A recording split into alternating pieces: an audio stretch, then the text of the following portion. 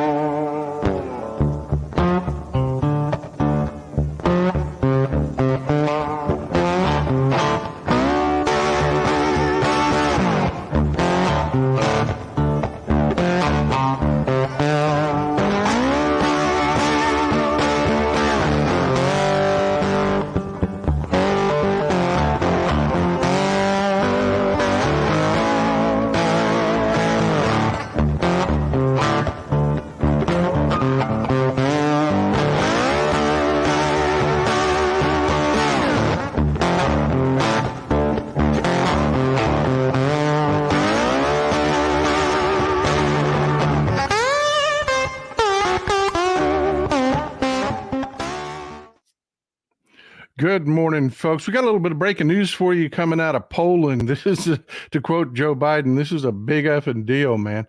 The president of Poland, Andrzej Duda, has convened his security bureau. The Russians have lobbed a missile into Poland. We're following events as it happens. I've got the video for you of him greeting his security bureau.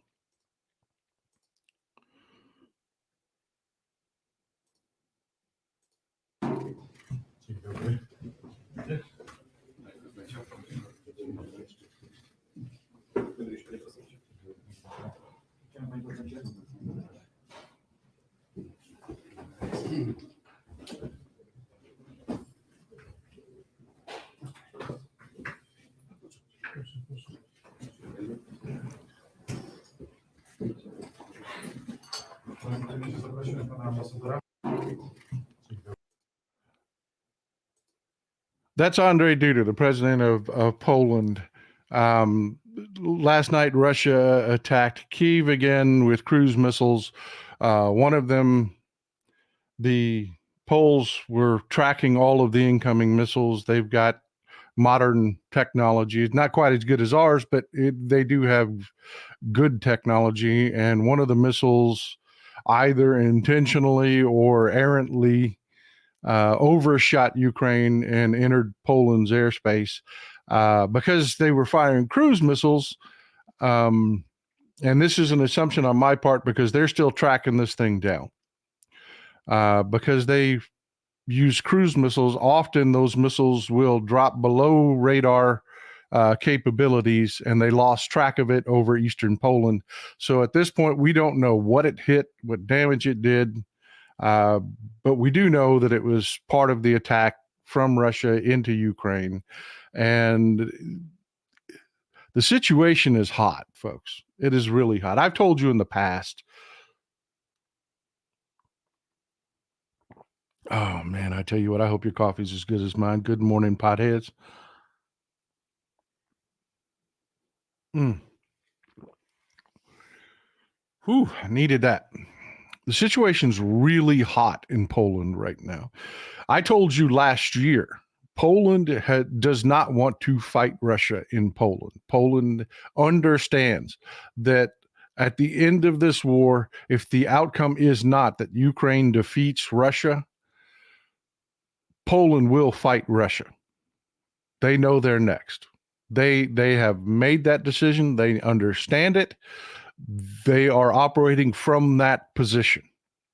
We are going to end up at war with Russia if Ukraine doesn't defeat Russia. So they made the decision.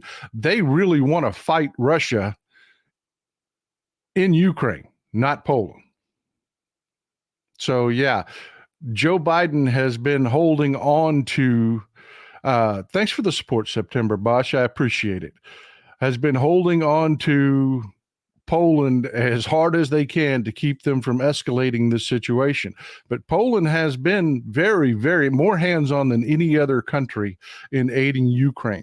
When Ukraine has a tank that's damaged in combat, especially the Leopards, that they were given from Poland and other countries in Europe. Poland has repair depots set up. They take that tank, they throw it on a truck, they drag it across the border to Poland, they repair it, retrofit it, send it back to Ukraine. They've got these tanks where they're turning them around in a matter of weeks from when they're damaged in the field to when they're back in service. So yeah, and this is also exacerbated by internal conflict within Poland. This is Donald Tusk. We talked about this in a show just a couple weeks back. Donald Tusk is the new prime minister of Poland. He was recently elected. He is center left. He's center left. The right-wingers in Poland are doing exactly what the right-wingers here in the United States do when they lose elections. They are refusing to go quietly. Donald Tusk has formed his government, and there is butting heads conflict because unlike here, where the Democrats here tend to be very high-minded and thought out and deliberative, and no, over there they're more like me. You know, old Donald Tusk grabbed his fact bat and went to work, man. He went to work. An example would be the state news agency in Poland. The right-wingers took their state news agency and turned it into their version of Fox News. One of the first things Donald Tusk did when he got into office is he put it into insolvency. He drugged their Sean Hannity off the air, literally. So yeah, you've got this situation where you've got Andre Duda, and then a little brief explanation of how their government works. When you think of a parliament, you tend to think of, in the U.S., you tend to think of UK. You tend to think of the UK. There's no president in the UK. There isn't. You've got the crown.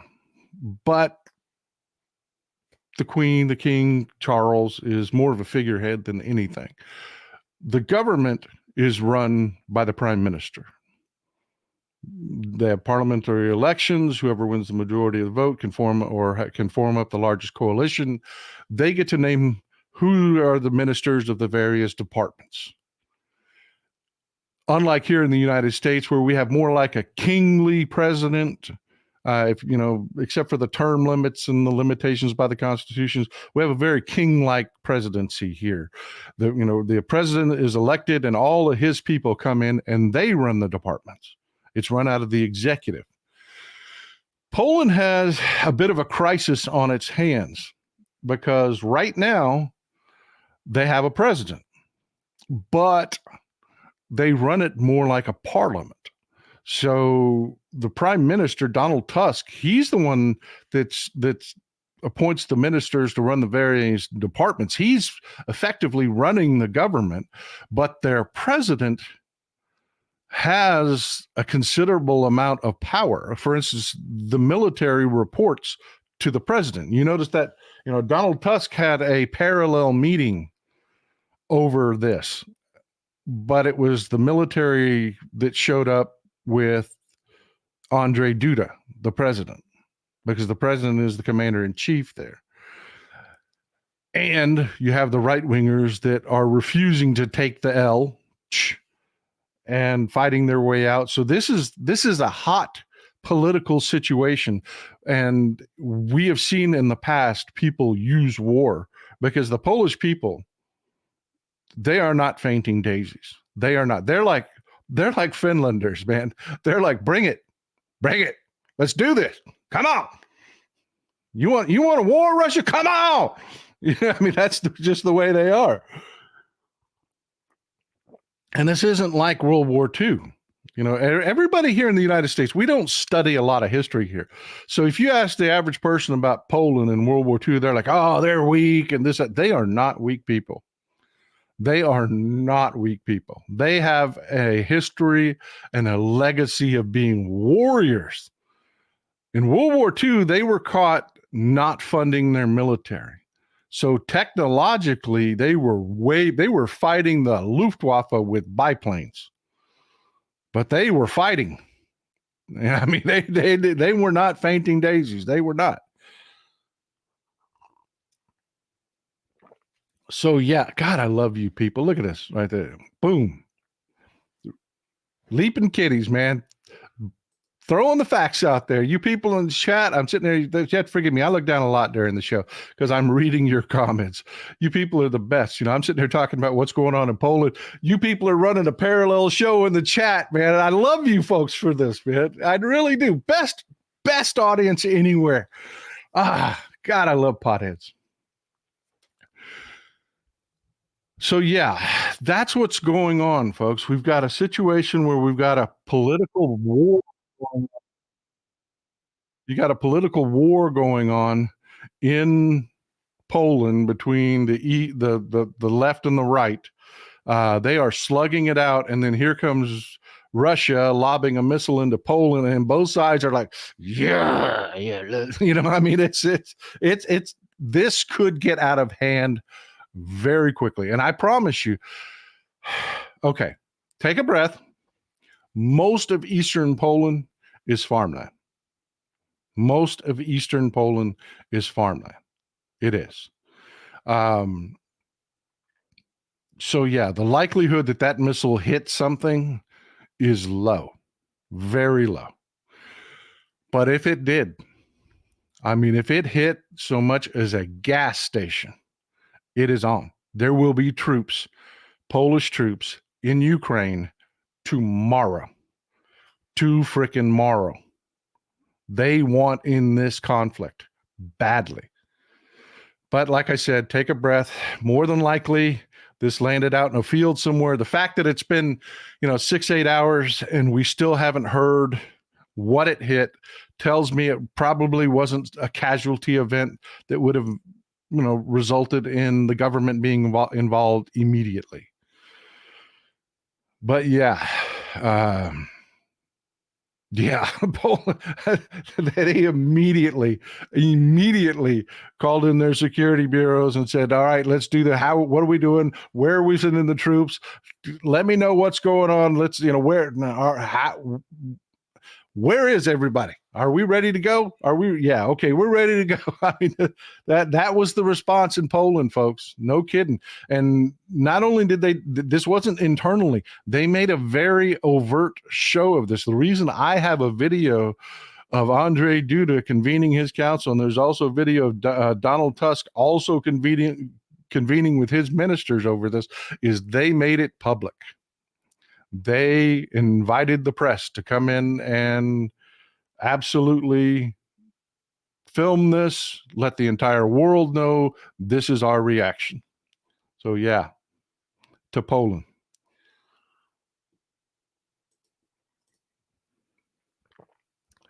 So we got a lot of news breaking today here in the States. A lot of news breaking here in the States. And it's really hard to make a decision on where to start. So let's just start left to right. We got Lauren Boebert, Clanny Oakley, Mrs. Tough Talk herself, man. She just bad. She is just a tough one. She don't take no crap off of nobody. Is running like a little twat. She is, man. Adam Frisch, her Democratic opponent, has been out fundraising her. I think it's 2-1, maybe more than 2-1 now. People in Colorado, especially, Democrats in Colorado, have had enough.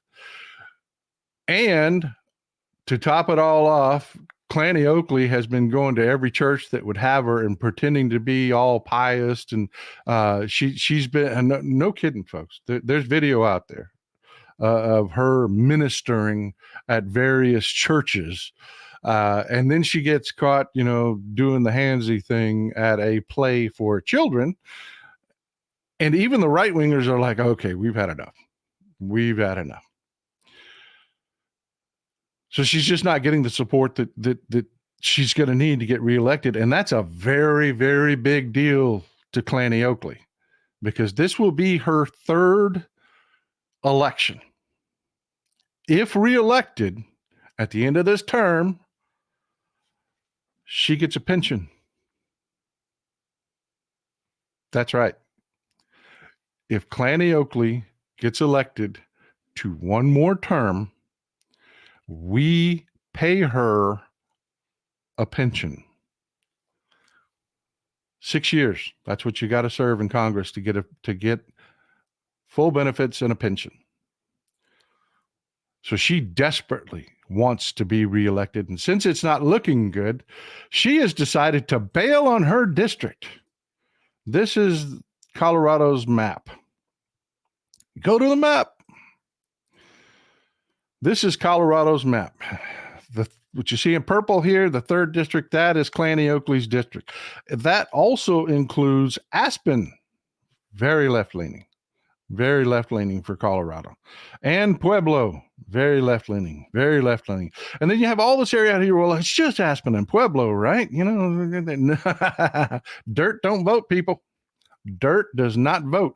And that's what you have out here on the fringes. There may be a lot of little towns, but these are very little towns. Not a lot of people out here. And Clanny Oakley is from a little town called Rifle, which is, you see Grand Junction here and Glenwood Springs here. There's a highway that runs in between them. And there are 2 little towns on there. One is Rifle and one is Parachute, Colorado. And Clanny Oakley is originally from Rifle, and she makes a big deal out of that. You know, she's from Rifle. You know, got my guns, love my guns, taking pictures with guns on her hip all the time. People are sick of her shit. People are sick and tired of her shit, and she is losing badly. So she has decided she is not going to run for re-election in the 3rd district here. She is going to jump in the primary in the 4th district. This is, remember Ken Buck, the guy that came out and said some halfway sane things? Well, the reason he was able to do that, during the whole Preacher Johnson dust up the Republican debacle in the House, with Kevin McCarthy and them not being able to select it. First you had Jim Jordan was going to be the guy, and then they couldn't get Jim Jordan over the finish line because he's freaking insane. All of that during that, you had Ken Buck step forward and say some half-ass sane things, which everybody gave him a lot of credit for because, hey, all Republican, very low bar for Republicans. Very, very low bar. Liz Cheney didn't vote to overthrow our democracy. She's a hero. No. Same thing with Ken Buck. Janet Moorcraft, no matter what we must vote for Biden, his age is relevant. He surrounds himself with a brilliant team. He has accomplishments. I'd rather a person 81 years old than an a-hole with 91 indictments. Amen, Janet. Amen. We're going to get to that. We got a story about old Trump here in just a minute.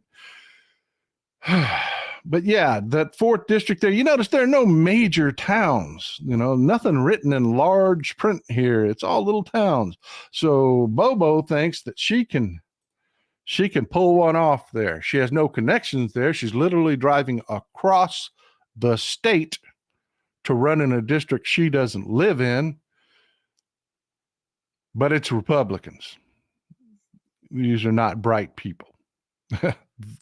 These are not bright people. It would be just if she lost her primary. It really would.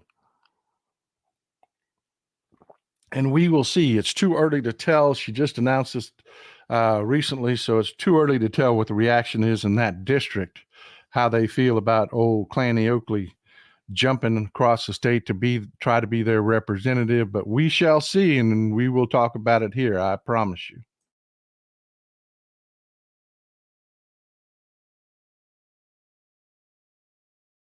Don't know if you can tell, but I've got a little bit of allergies going on today. So you have to forgive me. I will mute it and blow my nose occasionally. That's just the way it works. So yeah, that's Clanny Oakley and what's going on with her. Then we had old Nikki Haley. She has dug herself a hole and keeps on digging. She was given a softball question, and it is way worse than what you're seeing on social media. It is way worse than what you're seeing on social media. She is 100% just whiffing. This is not, well, let me play the video for you. I have the video for you. It is much worse than what you're hearing on social media. It just is.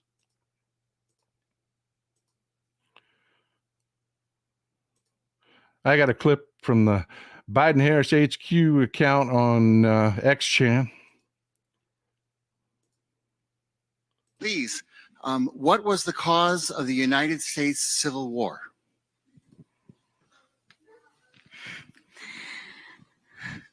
Well, don't come with an easy question or anything. I mean, I think the cause of the Civil War was basically how government was going to run, the freedoms and what people could and couldn't do. What do you think the cause of the Civil War was? I'm sorry? I'm not running for president. I want to see your view on the cause of the Civil War. I mean, I think it always comes down to the role of government. We need to have capitalism. We need to have economic freedom. We need to make sure that we do all things so that individuals have the liberties so that they can have freedom of speech. I just want to be clear about something here. She is not arguing about the freedom of the enslaved people in the Confederacy. That is not what she is saying when she's talking about freedom. She is talking about the freedom of the Confederacy to engage in slavery.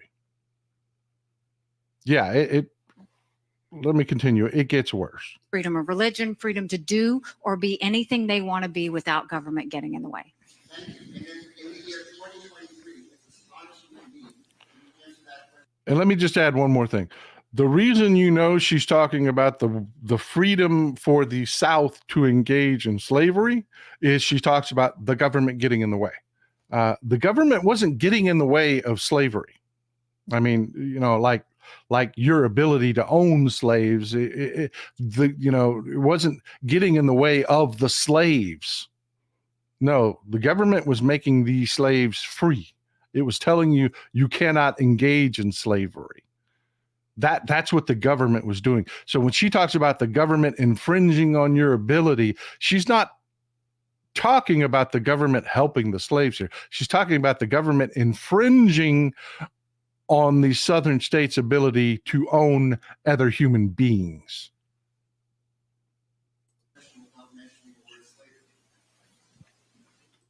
What do you want me to say about slavery? Next question.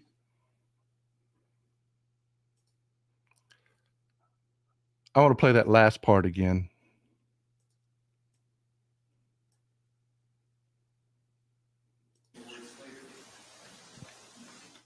What do you want me to say about slavery? Next question.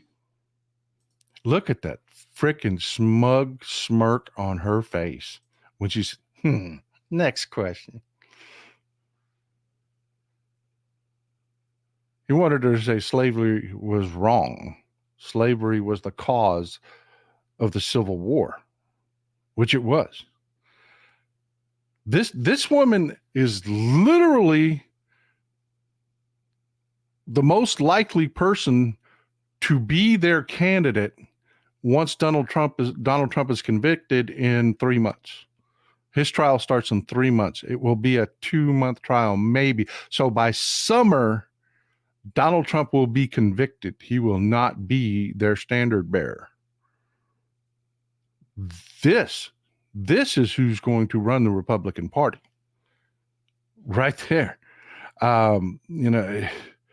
Asbury Newton, look, man, I know you're not in these states, and this has to just be insane for you to watch. It says, it's so sad the government get in the way of owning slaves. How dare they? Yeah, I know it has to seem insane, but believe me, her point of view is not normal here. And she is getting drummed on social media because, and then get this, okay? After this, all hell breaks loose. You see her smug reaction. She refuses to talk about slavery. She's pandering to bigots. She knows her voting base are bigots. So she's refusing to say anything. She gets hammered on it. So what does she say? Does she do what any intelligent person would do and say, okay, I was ineloquent with my answer. This is what I mean. Nope. It was a plant. It was a plant. That guy was sent from the Biden campaign to make me say stupid shit. I'm not even kidding, man. That is her first response. Her first response, not some junior staffer somewhere or something. Her first response is that this guy is a plant. I got news for you, folks. Plants happen. They do. You will try to get people. Republicans are notorious for this shit, sending people into Democratic town halls to just say the most outrageous crap. This is not a plant. You don't send a plant in to hand a candidate the easiest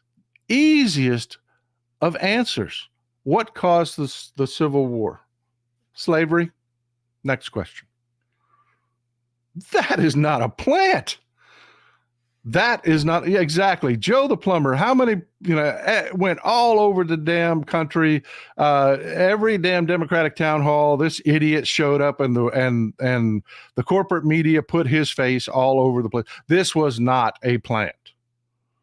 Believe me, if they wanted to put a plant in, it would have been a much more embarrassing question. This was Nikki Haley stepping on a rake on what should have been a softball, easy question. Michael Anderson says Haley is a bigot because she will still vote for Trump. That's where we're going, Mike. I love you folks. The fact that you are just in this. Okay. So she steps on a rake and says, that was a plant.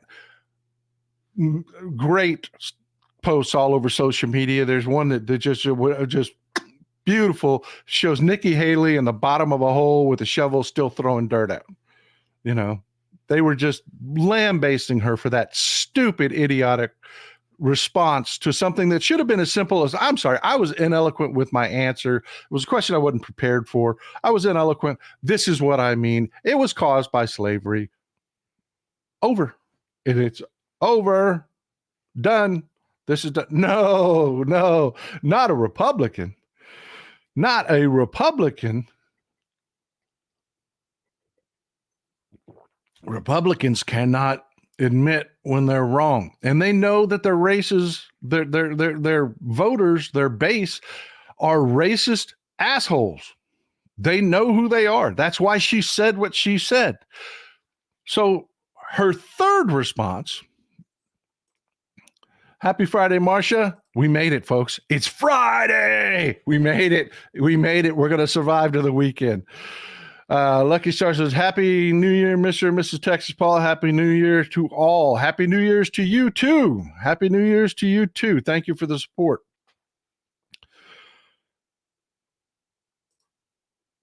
And the remixer says, what they had to look past to get to that point says a lot about who they are. Exactly. And that's where I'm going with this, folks, because her third response, all right? Her third response, you would think she's had a day. She's been beaten like a drum on social media. This is not going well. Everybody has said this is absolutely disqualifying. I mean, you even have right-wingers, those never Trumpers and those Republicans that, are insane because of their policies and not just insane because they're insane, have been coming out saying this is disqualifying. Chris Christie went after her. I mean, just drug her. You know, if you can't answer this, if you can't handle this situation, how can you handle a presidential crisis? Which was a fair question from Chris Christie, you know.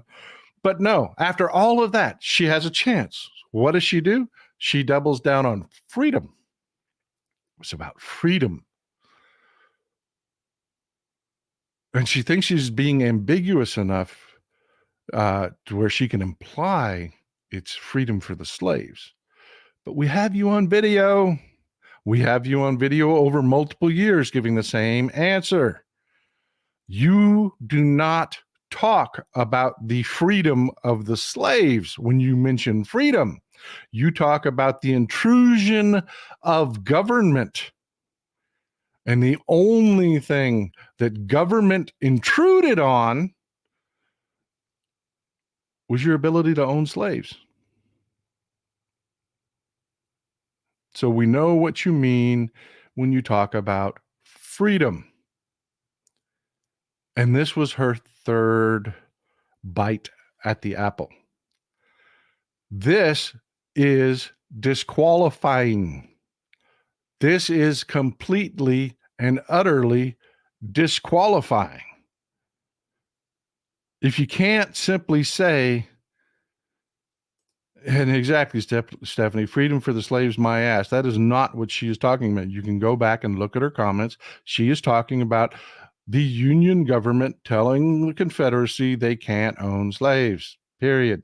That's the intrusion she's talking about. You can follow her own comments. But yeah, I just wanted you to be aware that she has come out with another comment. She has come out with another comment, and she is tripling down. She is not going to say that she was wrong. She's not going to say, I am, I did this the wrong way. I was ineloquent. Anything that would make total frickin' sense that she could just carry on. Not going to do it. Not going to do it. So anyways, folks, that's Nikki Haley and what's going on with her. We got a couple other big news stories, and I want to try to rush through them. The state of Maine has declared Donald Trump ineligible for the ballot. This is Sheena Bellows. She is the Secretary of State from Maine.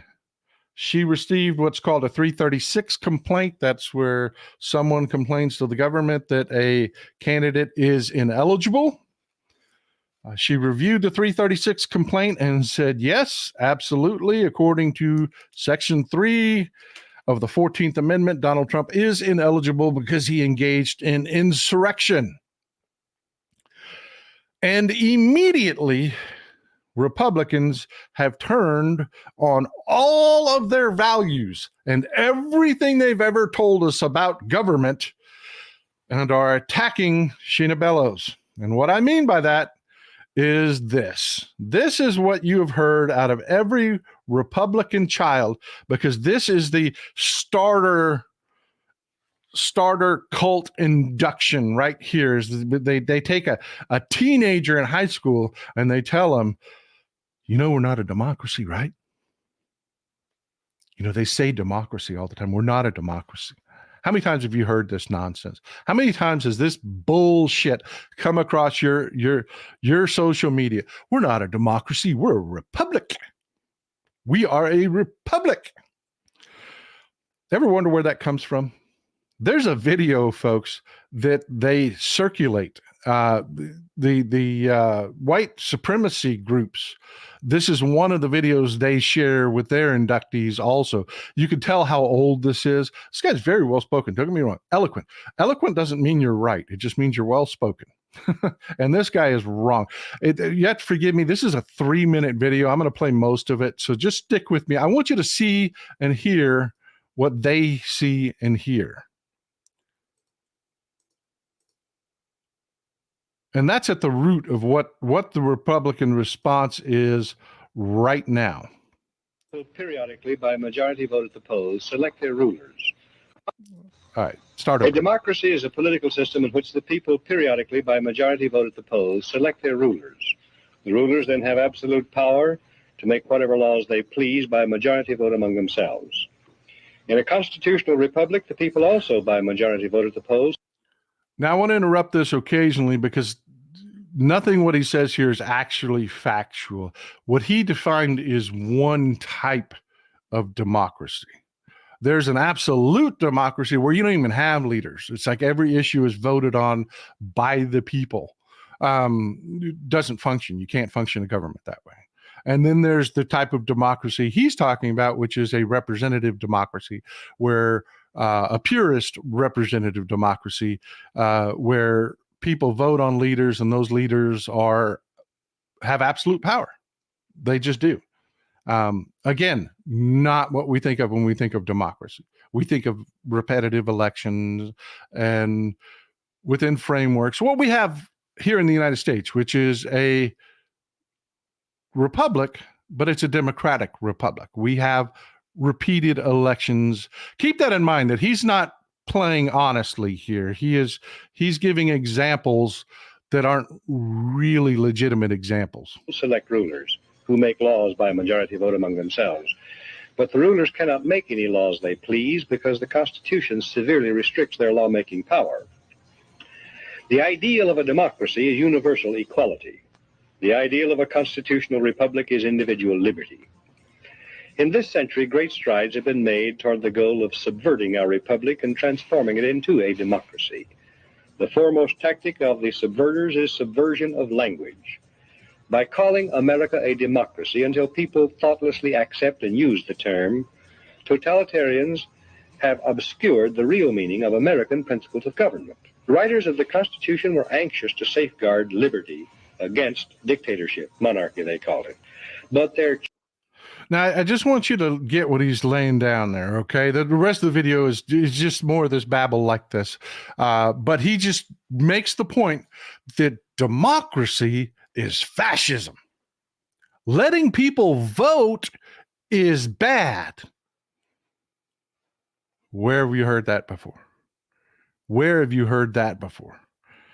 You know, I want you to think about that in context of the 2025 project, where they are literally talking about, we're going to hold one last election, then we're going to have fascism. And then from then on, we're not going to have real elections. Jessica McKenzie says, happy belated birthday. Have you heard of Heather Cox Richardson? She's a political historian and she's brilliant. I have heard people mention her. I have not studied any of her work, but I will. I always love good information. I do. But yeah, you see the example this guy makes, and this is what they show kids. Imagine being a 14-year-old kid and you're like, oh, wow, we're not a democracy. Wow. Well, he's right. If they just elect a guy and he can do whatever he wants, that's totalitarianism. Voting is bad. That's the message all the time, right? You've heard it over and over and over again. We're not a democracy. We're a republic. I'm smart and you're stupid. I mean, it's ridiculous. Well, these same people that have been just screaming, Republic, Republic, Republic, have made statements about the ruling in Maine. And that's where I was going with this. I'm going to land this plane for you. Let me read the statement from Ronna McDaniel. Democrat election interference, just like we saw in Colorado. State officials do not get to decide who the American people cast their vote for. We look forward to helping fight this legal battle in the U.S. Supreme Court.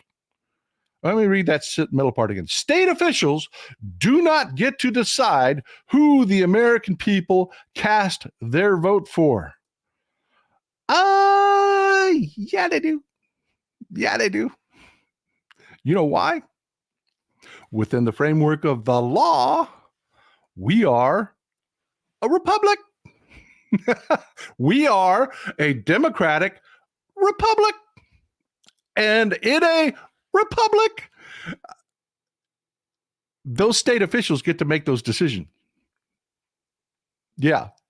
So the same people that were born and raised and steeped on this video that has been circulated for as long as I've been in politics, and I've been in politics for a very long time. And when I say this video, go to XChan and do a search for Republic today. That is the video that's circulating. That's why I wanted to play it for you, because it's back again. It's back again. They're trying to get a whole new generation, of teenagers to come at you and say, we're a republic, not a democracy. I'm smart and you're stupid. Yeah. As soon as the republic acts like a republic, what do these Republicans do? Well, we're not a republic. We want democracy. We want the people to decide. Democracy. I mean, I'm not even kidding, folks. I'm not even kidding. Senator Susan Collins from Maine is out with a statement. Maine voters should decide who wins the election, not a Secretary of State chosen by the legislature. But that's a republic. We're a republic. That's a republic. Let me repeat that. Maine voters, democracy, should decide who wins the election, not a Secretary of State chosen by the legislature. Republic. I love it. I love it. The Secretary of State's decision would deny thousands of Mainers the opportunity to vote for the candidate of their choice, and it should be overturned. Yep, sure would. True statement there. Absolutely, and it is the law. Let me tell you about a guy, okay? Let me tell you about a guy. After the Section 3 of the 14th Amendment, in fact, the whole 14th Amendment was passed because of the Civil War. But more because of one guy. See, there wasn't a lot of prosecutions after the Civil War. There weren't. There were two really well-known ones. And then, after the Civil War, not many, because, Reconstruction, that idiotic idea that we're all just going to get along. We're all just going to get along. We just don't want to be mean to them Southern boys. They just made a mistake. Bullshit. That's why it is important for us to be sending these January 6th insurrectionists to jail, to be having these trials and sending them to jail because they made the mistake during Reconstruction to not try people. And one specific case in particular, Asborn Newt's another great comment there, my friend. Something is rotten in the state of stiff. Ooh, is that you, Donald Trump? By the way, I don't know. It's the fourth or fifth day in the road. Donald Trump stinks is still trending. That's got some hang time, folks. But this is the guy. This is the guy we're talking about. This is Alexander Stephens. And you're a history nut if you know who Alexander Stephens is. If you know who Alexander Stephens is, waiting for it to pop up in chat because I know you people. There are people in this audience that know who Alexander Stephens is. Alexander Stephens was the vice president of the Confederacy. That's right. He was the vice president of the Confederacy from Georgia. He was Jefferson Davis's vice president. And after the Civil War, a year after, the people of Georgia decided to give the big middle finger to Reconstruction, and they elected Alexander Stephens to the Senate. And Alexander Stephens showed up in Washington, D.C., and everybody in the Senate said, "The hell you say. The hell you say." And they would not seat him. And they promptly wrote the 14th Amendment to the Constitution for Alexander Stephens in Section 3 that said, if you engage in an insurrection in this country, you cannot hold office. Period. That is why we have the 14th Amendment. That is why we have the 14th Amendment. Crystal Nobody says, Crystal, you're somebody. You're somebody. Says, hold up. Republicans are passing laws to allow the legislature to overturn an election against the popular vote, but state officials can't determine who we vote for. Isn't that hypocrisy? Yeah, I'm kind of making that point. I'm kind of making that point right now. Thank you for being an amazing member of the audience. You get it. You get it. Back to Alexander Stephens. Alexander Stephens was never tried. Never. He was not tried for treason. You know, Reconstruction and all. In fact, there were only really two really notable cases. I've got both of them here for you. The most notable was Henry Wirz, or Wirtz, if you want to be accurate. Henry Wirz was an immigrant who bounced around after leaving his home country. He went to Moscow, then came to the U.S., went to Massachusetts, didn't like it there, went down south and said, man, I'm home. I am home. Civil War broke out. He enlisted as a Confederate in the Confederacy. His parents really couldn't afford his schooling. He started to become educated as a doctor. He was somewhat educated, but he's a sociopathic bastard is what he was. So while serving in the Confederacy, also did what he did as his grift in real life, which is open homeopathic medical facilities to pretend to be a doctor, which he was never actually formally trained as a doctor. So he worked his way up through the ranks as an adjutant, as a staffer for senior officers, became a staffer for the Confederate general responsible for for prisoners of war. And that guy had a brilliant idea. Let's let a sociopath grifter son of a bitch run our largest prison camp. A prison camp that held 48,000 Union soldiers. This guy ran it. Neverman is here, says it's a shame that it took Trump smells for people to pay attention, but they are paying attention now, so I'm good with it. Yeah, no kidding. That whole Trump smells thing is, yeah, it's got some hang time. It's trending again today. It is. But yeah, so under his control, a third of those Union soldiers died due to torture, malnutrition, and abusive treatment. They tried him for war crimes and treason and hung him justly. He was a barbaric asshole. The other guy that most notably got tried was this guy, Champ Ferguson. Champ Ferguson, again, another sociopath. That was the thing. You had to be a real sociopath to get tried after the Civil War. Champ Ferguson here was from Tennessee.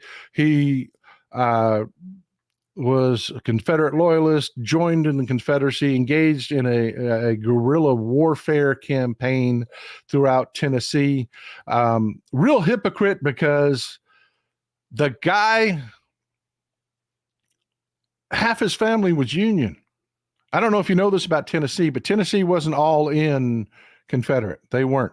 You know, the free state of areas, those were in Tennessee, folks. Those were in Tennessee. Old Champ Ferguson had a brother that died fighting for the Union, but he took it upon himself to wage a guerrilla warfare against civilians because he thought that they were supporting the Union and deserved to die. He was a sociopath is what he was. So, yeah, they hung him. Alexander Stephens, who was responsible for it all, not so much. Not so much. So, yeah, the point I'm making in all this is right now, you have Republicans, even never Trumpers, saying, you can't do this. You can't do this to Donald. He hasn't been convicted of anything. You do not have to be convicted of insurrection or treason or anything else for it to apply to you. Alexander Stevens, the guy the frickin' amendment was written for, was never tried and convicted of anything. Nothing.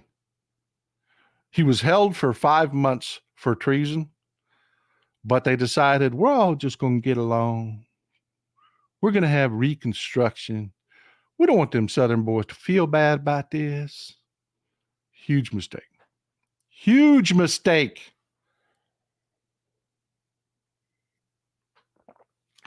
So, yeah, when you see that whiny mama that's all over social media right now, I got to wear an ankle monitor and I'm about to go to prison for 5 years because I had an ice frickin' breaker at the Capitol, smashing windows, fighting with officers. Yeah, she's going to jail for 5 years, and that is just, and it is the wise thing to do because we saw what happens when you let these sons of bitches off. But yeah, that is that. Way to go, Maine. Way to go. Got another story for you. This is out of Planned Parenthood. Christine Schillinger. She lives up in Pennsylvania. She lives in a little suburb north of Philadelphia, one of those little white enclaves called Doylestown. And she made quite a name for herself as an anti-vaxxer. She started a PAC called the Back to School USA PAC. You remember during COVID, you had these people that were like, reopen the schools, reopen the schools. You people don't know what you're talking about. Dr. Fauci's an idiot. He's just been studying viruses his entire adult life. What does he know? Forgive my mockery, but yeah, these people are freaking idiots.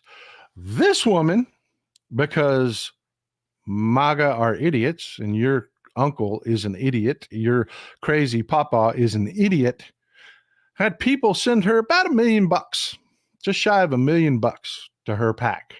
And because people sent her money, a lot of money, they put her on, they would do, it was embarrassing for the media. The corporate media sucks. It sucks. It was embarrassing.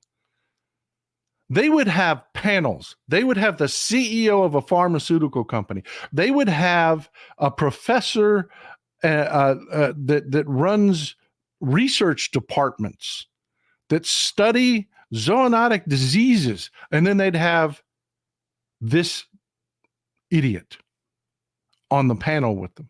And they would have to sit there and listen to this freaking idiot.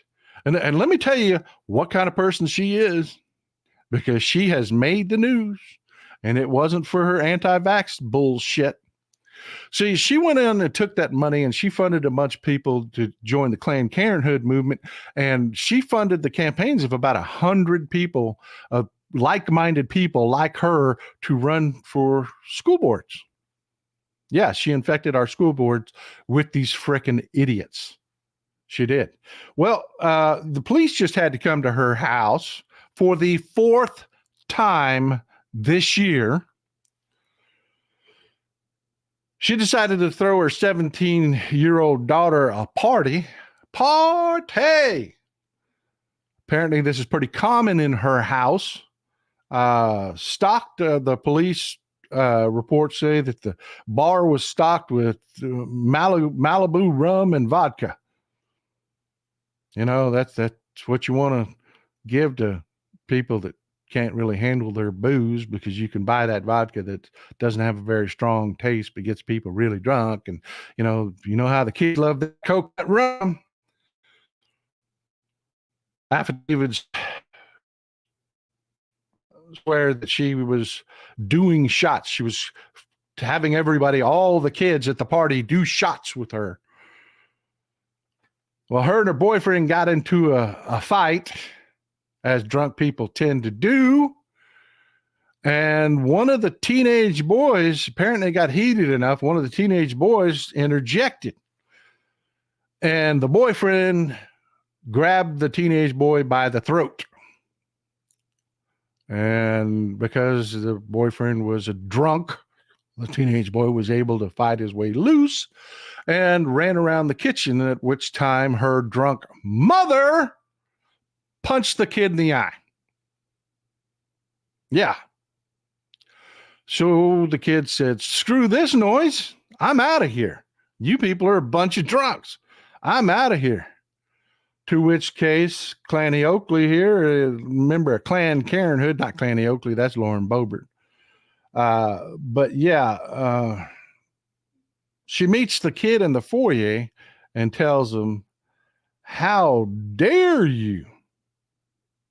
Remember, this is Mrs.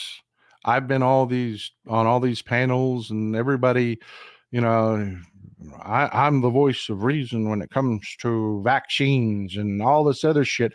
Meets a kid who's trying to leave, tells him he can't leave. The kid says, "Screw that. I'm out of here taking my friends with me. You're not going to ruin my 17-year-old daughter's birthday party."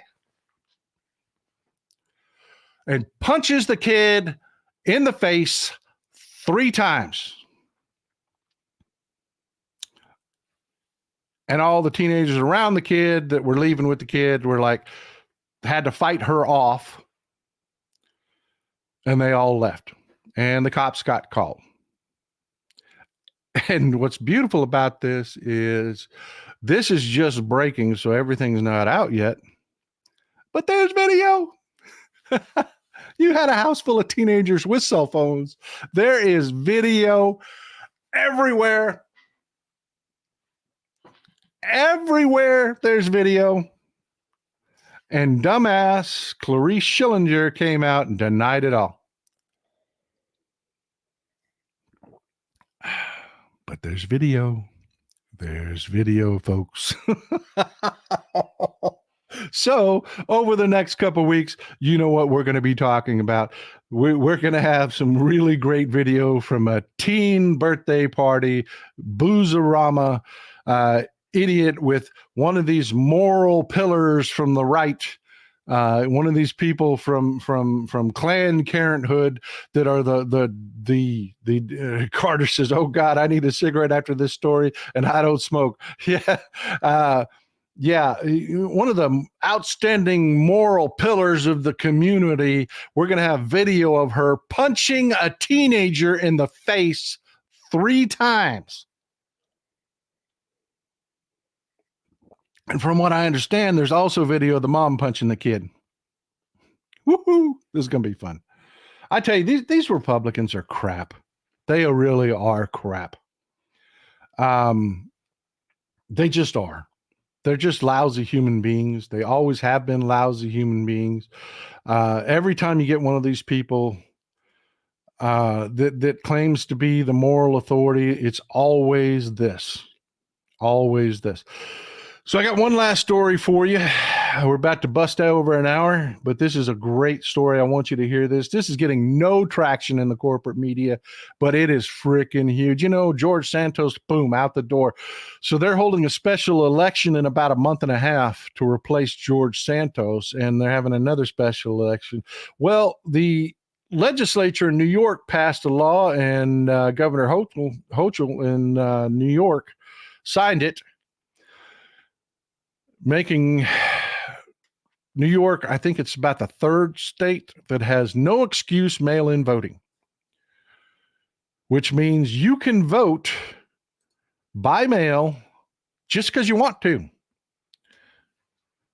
Just because you want to. And the Republicans have sued. They have sued. They're like, "You can't do that. You can't have a democracy." Oh, wait a minute. We talked about that earlier. See, the Republicans want long lines at voting booths. They do. I want you to think about Disneyland for a second. Okay. If you didn't have a line to get into Disneyland, if you could just walk up to any ride you wanted to ride and ride it with no line, do you think more people would show up at Disneyland? Really? I mean, honestly. Well, the same thing applies to voting. If you can make those lines really freaking long, you're going to get people with kids, people that have to get babysitters, people that have, jobs, people that really can't get away and stand in a line for 6 hours just to cast their vote. They're not going to show up. And that's what Republicans want, because Republicans know their base. Nikki Haley, when she would not attack the Confederacy over slavery, knows her base. Her base is full of bigots. They're these people you see on your social media that are attacking you left and right with the most radical ass shit. They vote. They vote. They do. Those people show up. And they show up in districts that are white suburban districts where you breeze through. My little rural area, I haven't waited to vote ever. Ever. It takes longer to check in with my ID than it does to get in to vote. I mean, it's like, here I am, here's my ID, boom, walk over, vote, leave. That's what it's like in Republican districts. They make sure, and there are empty voting machines where I'm at. Empty voting machines, nobody voting at. More than enough. But you go to a Democratic stronghold and there will be 6-hour lines with 3 freaking machines, and one of them's broken down, and those machines are constantly full, constantly.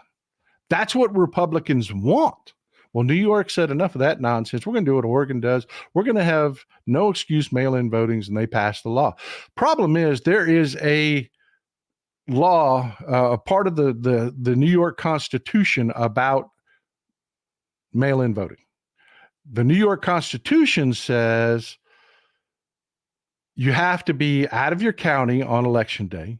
You have to be disabled or have a severe medical issue, like, you're being hospitalized or something. And I know what you're saying. Well, Paul, if that's what the Constitution says, then how can they pass this law? Wait for it. Wait for it. See, the Republicans have asked for an immediate judgment, and they got it and didn't like it. And here's why. I want to explain this to you honestly with accurate information. Okay. This isn't just about Democrats wanting people to be able to vote and Republicans not wanting people to be able to vote. This is actually about the constitutional process here. The Republicans asked for an immediate judgment, and they got it. They got it. State Supreme Court Justice Christine Ryba said, okay, you want me to rule immediately? Here's my rule. Law stays in place until this goes all the way through the system. And I know what you're saying, because you're Democrats. You're like, well, the law is the law. If the law says you can't do this, you can't do this. Not exactly. Not in New York. Not in New York. Because how amendments are applied to the Constitution in New York. See, the Supreme Court won't rule against this law, even though the Constitution specifically says you can't do this, because of the system New York has in place to change its Constitution. Thanks for the support, Barbara Lanke. I really appreciate it. See, in New York, to get an amendment on the ballot to change the Constitution, all you have to do is have a regular majority bring it up in 2 legislative sessions consecutively. That's the process. That's the process. This law is going through that process, and it's going to pass. So yeah, the New York Supreme Court is very aware of this. Republicans are going and talking to you like, in your state where you don't live in New York and you don't know that this is how the process works. And they're trying to say, well, they're cheating. They're cheating. If you go to, I swear to God, go to social media, that's all you hear. New York, they're cheating. They're cheating, because your state doesn't operate that way. Constitutional amendments in most states kind of take a little more than that. Not in New York, folks. Not in New York. And they know what the law is there, and they're following the law. They are. This is going to change. So the state Supreme Court is very reticent to weigh in on a subject, a law that is going to be 100% constitutional law by the time arguments are over. That's the whole story. So the good news is Justice Riba has ruled and said, yeah, we're going to go ahead and we're going to allow mail-in voting because absolutely 100% defer to the voters, the right to vote. Democracy is good. Letting people vote is good. That's what we Democrats do. We let people vote. But if you listen to the Republicans, man, all over this issue, all over social media, them Democrats just cheating. They just cheating, man. They just want them people to come out and cheat when they vote. That's what they want. They want the ability to cheat. And it's a load of crap. You weren't cheated. You just lost. There are more of us. There are more of us than there are of you. This is a democracy. It is a democratic republic. And when we vote, we win. Period. That's the way it is. You don't like that because you think the only people that should vote. And if you look at the people making that argument for limiting voting, it's middle-aged white guys. To the man, it is middle-aged white guys because they feel they're the only people whose votes should count. Everybody else should just be ruled. And I say, screw that. I believe in democracy. All right, we got a few minutes here. Let's do the roundtable. Start with Greg Giles. Have you traveled to other countries, Texas Paul? Yes, I have. Yes, I have. Thank you. Thank you. It's one of the reasons that I get it. Traveling, folks, will awaken something inside you. The reason, even if you don't go to other, Annie Ross, absolutely don't stay home 2024, vote. If you travel, like here in Texas, for some reason, they've got a hard on for California. They really do. They're like, yeah, California's terrible. I've been to California. California is great. California is great. Yeah, Linda Thalman, traveling opens your eyes. It really does. And let me tell you, California is great. Do they make some stupid laws out there? Sure they do. Californians will tell you they make some stupid laws out there every once in a while, but it's a great place to live. It's an economic engine of our country. If California was cleaved off, it would be like the fourth largest economy in the world.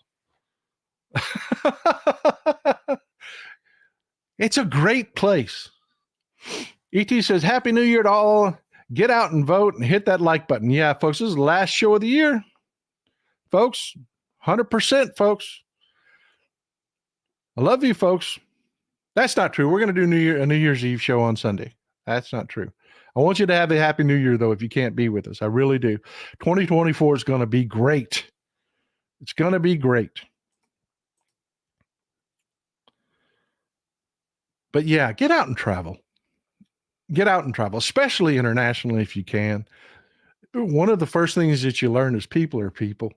And what you've been told about most people is bullshit.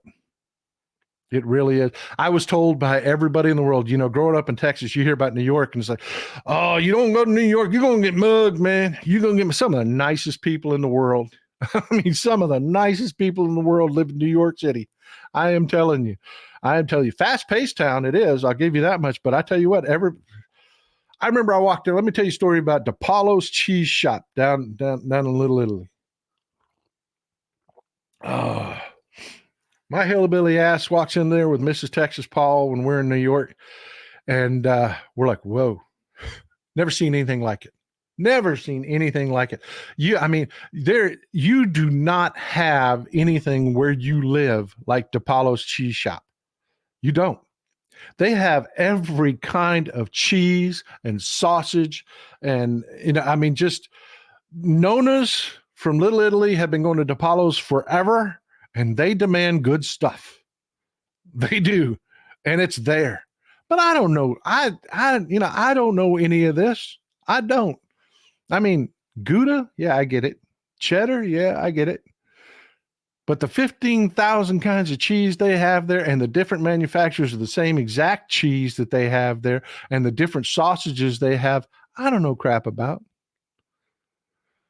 And DePaulo himself, man, one of the brothers was standing there, and I walked up and I'm like, man, I really don't know what to do. Hold on. Hollers over at his sister. She said, come with me. Come on. Getting my big ass out of line. And you know, all these people are going through, walking up, hey, give me this, give me that, give me this, give me that, bada bing, and I'm sitting over there. I don't know, what's that? She's like, here, try a slice of this, you know.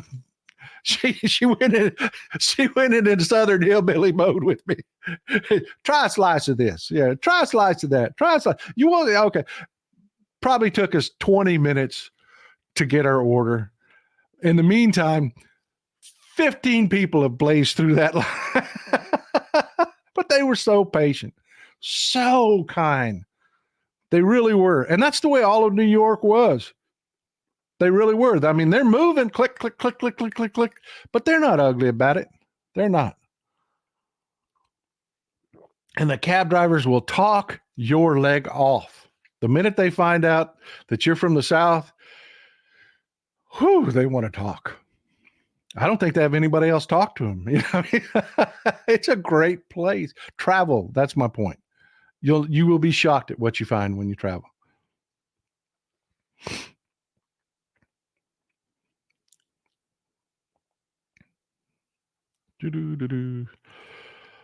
Tracy 777 says all yellow cheese is fake coloring. All natural cheese is white or brown. Actually, you know what? That's not exactly true. Do you know why they color cheddar cheese? I'm going to give you some trivia here. You know why they color cheddar cheese yellow? It is fake. It is. They dye it all now. Because full fat cheeses are yellowish orange. They are not that day glow orange shit that we serve with food coloring in it, but it's yellowish orange. And they figured out that they could take some of the fat out of the milk and sell it in other products. So the cheese started getting yellower and yellower and whiter and whiter and whiter and lighter with less orange in it. So some bright guy figured out, let's dye it. Let's dye it orange. I mean, like really orange. And we'll say it's got a lot of fat in it and it's, you know, really good. And that's where that all started. Really, no kidding. Look it up. That's absolutely where it came from, because old cheddars used to have an orange tint to them. It's just the way it was.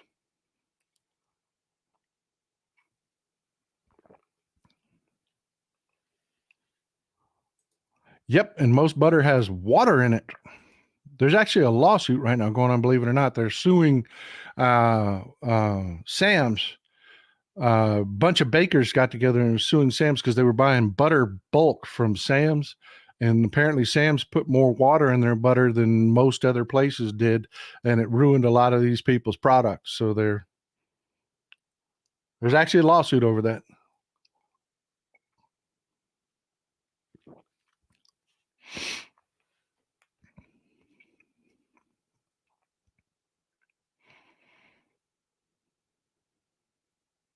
All right. What else do we got going on? Anything for $1. That's right. Anything for $1. Yep. That's the way it works, man. And even when the currency's not $1, people are people everywhere, man. It's just, you know, it's just what they'll put up with. That's what they'll put up with. Erdem 2, Limburger is the best. If you can stand the smell, that is some great cheese, brother. I got talked into trying that. It's wonderful, rich flavor. Smells horrible, but it really tastes great.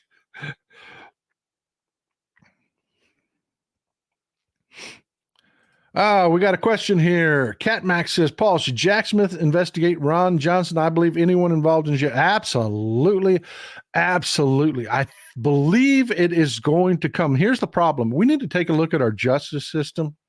We do. These guys aren't like, you know, they're not throwing it. They're not throwing the game to protect these people. They aren't. It's the justice system is very slow because we err on the side of freedom. We do. I know it doesn't look like that because you have so many people that freaking abuse the system and so many people locked up in our prison system that should not be there. But yeah, when you've got money and you can fight it out and you can make the system work for you, our system really errs on the side of caution. And that's what's going on, man, is they're just being way too timid. They need absolutely to be ripping through these legislators, and they absolutely need to be trying. We saw what happened in Reconstruction. You can't just let this go, folks. You just can't let it go. I'd really like to hear any update on the Houthis. Okay. Oh God, what's the latest I've heard? Well, one, they've been exceedingly quiet over the last few days because of the knee-jerk response to the attack on the oil tanker off of India. They really haven't been saying or doing much of anything at all. They don't really like a fight, and they can't engage in a fight. And people are starting to ask questions about how this dirt poor broke terrorist group can do what it's doing. And what they're finding out is that it's the UN. And we have to look at what we're doing at the UN. I'm all for you know me. I am all for the United Nations. Anytime you can get a bunch of diplomats in a room talking, that's a good thing. That is a good thing. But the institutions around the UN and the institutions that the UN run are crap. They are terrible. They are terrible. Hamas, you know, they're posting pictures of these tunnels, and they're made with UN concrete. The bags that were sent by the UN, bought by the UN, that were supposed to be sent for people to repair their homes, you know, after fighting and stuff, went to build the damn tunnels that Hamas are using. And it's worse in Yemen. It is worse in Yemen where the Houthis are. Way worse in Yemen. They've had 83,000 babies starve to death. That is a horrible death, people. That is a painful, horrible death. Starvation is, if you've ever seen real starvation, it is horrible. I don't have the words for it. But that was happening while the UN was sending food to Yemen. Where was the food going? The Houthis took it and fed their soldiers. Why? Because babies didn't have AK-47s to fight for the food.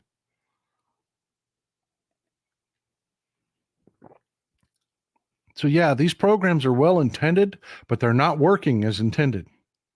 You and I, through our taxes, are paying for Houthi terrorists to be fed and to build infrastructure, to build bunkers. And we're doing it through the UN. We have to look at this system, and we have to change it. We can't let these babies sit there frickin' starve to death in such a cruel ass way, knowing all we're doing is handing the aid over to a bunch of terrorists. If you ask me my humble opinion, I will tell you that if you want to send aid somewhere, a soldier should deliver it. A soldier should deliver it. That's just my take on it. Thanks for the question. It was a great question. As I get more updates with the Houthis, Iran has been very quiet. They have been very quiet. They did not expect the reaction that they got. This whole kerfuffle, they really thought that they could build an anti-Israel sentiment that would just steamroll worldwide and the world would be at their backs. And when they, remember the show I did about the Silk Road, and they did not expect the response that they got to come. The entire world went, what? No.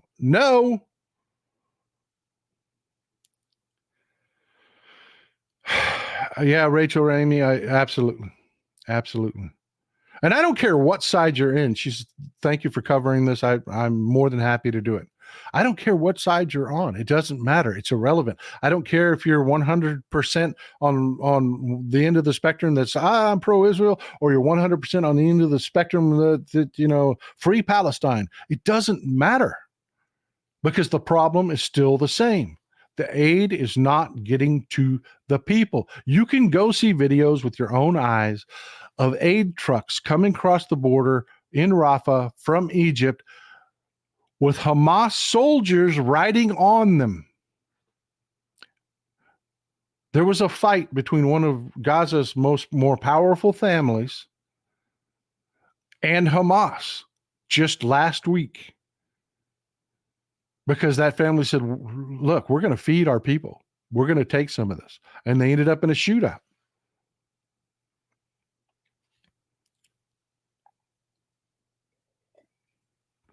Do I think Biden will be able to keep fuel prices low? That's a great question. Biden doesn't control fuel prices, okay? I give him credit for low fuel prices because he will take the blame for high fuel prices. That's why I do it. I didn't suddenly wake up a moron and think that the president was controlling. The only control the president really has over fuel prices is releasing oil from the strategic reserves and managing the strategic reserves, as they're doing now. They've just added a ton of oil while oil prices were low to the strategic reserves, so that they can get tax revenue when they release it later when prices are high.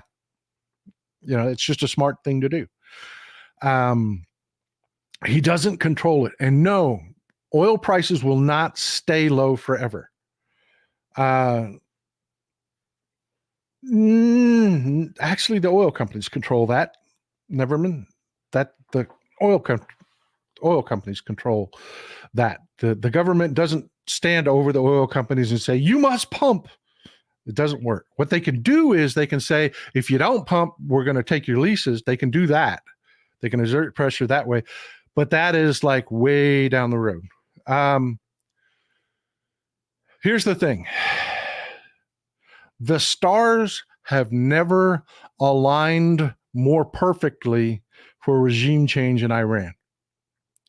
They really overplayed their hand with the October 7th attack in Israel. They did. They thought that they were really going to be able to use social media, and it was suddenly going to be everybody I loved Iran, and it did not work. It didn't. They're on the receiving end of a huge backlash.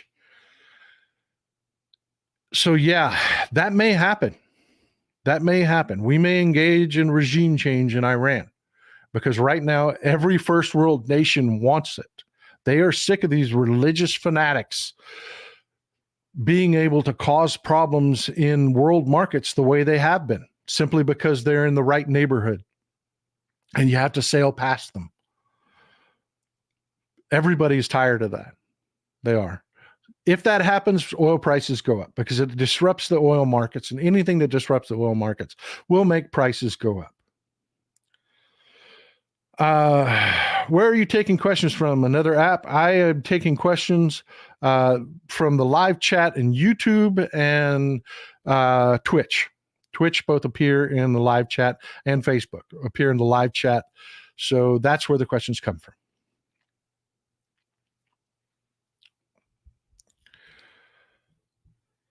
All right. It's 11:24. We got time for one more question, then we'll call it a day, folks. Get to the weekend. Let's do it. Forgive me for staring down. I'm reading your questions. There's a ton of good questions today. Sorry I couldn't answer them all.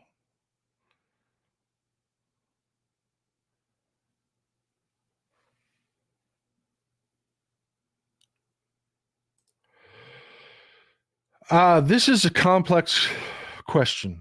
Tamara. Tamara says, did Jared make a deal with Saudis for lower oil prices and hurting our oil producers? Yes, is the short answer. That's the short answer. Yes. Yes, they did. Our domestic oil producers need oil at around $70 a barrel. Below that, they start cutting production. They do. It's just too expensive to produce in this country. So yeah, at a time when we had booming oil production, Jared Kushner made a deal with the Saudis for Donald Trump, for Russia and the Saudis to dump oil on the market to kill domestic oil production, because it's not something that's easy to restart. It really isn't. It's not something that you can just flip a switch or turn a valve and all of a sudden we're producing oil again. It takes investment and work. And wells deplete as they get older. A new well produces this much, a year-old well produces this much, a 5-year-old well produces this much, and they sell it. They sell it to a small company that rehabs the well and it starts producing this much again. You need to be drilling new wells. When they dump oil on the market, there is no incentive to drill. So the companies don't do it. And that's what happened under Trump. We had COVID, world demand was down, and the Russians and the Saudis were dumping oil on the market. You remember gas was down in the $1 range, like $1.50 a gallon in a lot of places during COVID. And this is why. And Trump did nothing to protect our domestic oil production, just the opposite. He did everything he could with his buddy Putin to kill our domestic oil production. And it's taken them years to recover, folks. We're now the largest producer of oil in the world. We're number one. We are number one right now. We produce more oil than Russia. We produce more oil than anywhere. The Saudis produce like a quarter of what we produce. We are rolling and blowing.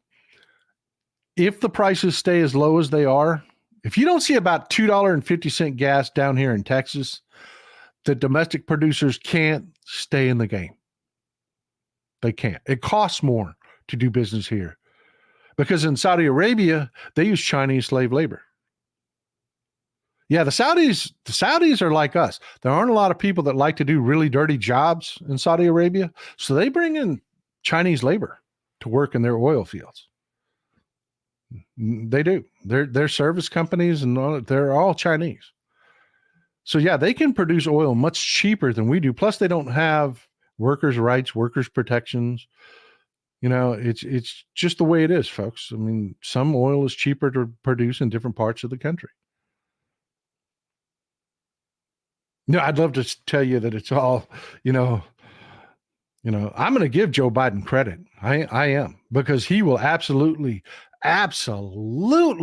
take the blame when oil prices go up. He will. And it will cycle. They'll go back up eventually. Especially with the economy roaring the way it is, it eventually, it's going to creep back up. It's not going to stay at these levels forever.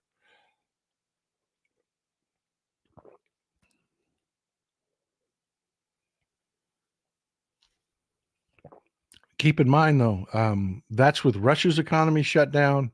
These gas prices are with Russia's economy shut down. China's economy is shut down because of all the economic problems. I could do 5 shows over what's going on in China. They are in a mess, folks. Their economy is crippled. They've got young people coming out of college, moving back home into their parents' basements. They call it planking. They do. They put pictures all over social media of them just like laying on park benches.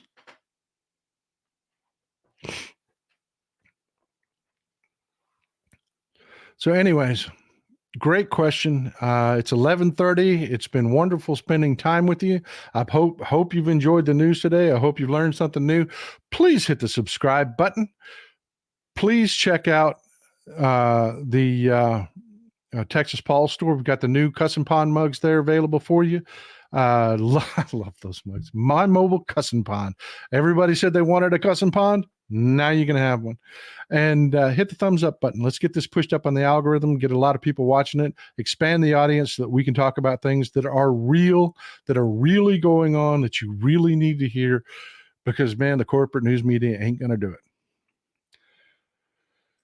Enjoy some Texas cities at night, folks. There's old Texas Paul out. Have a beautiful weekend. See you Sunday.